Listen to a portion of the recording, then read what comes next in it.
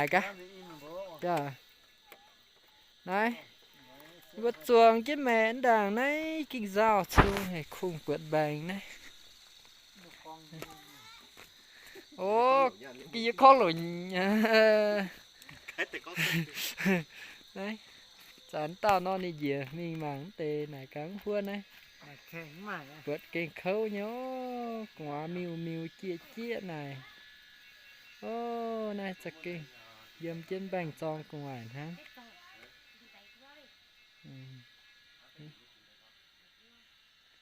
này ý chia hứa miền dầm trên đây cái bành tròn sầu nhện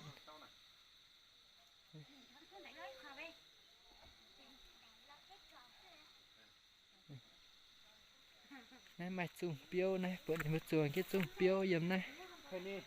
ô này mẹ non chuồng trên bành tràn ha cho nó sẽ kinh phải co khung bằng phỏng chia nó kinh ô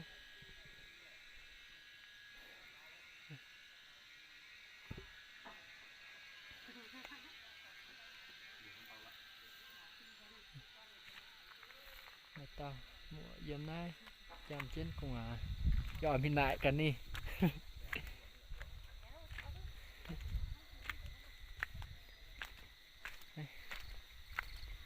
còn này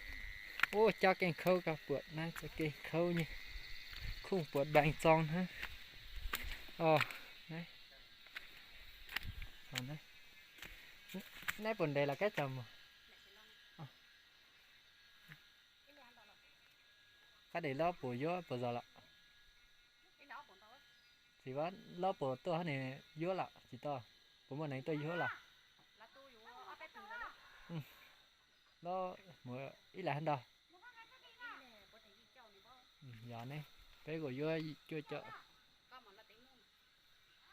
lớp xe tìm được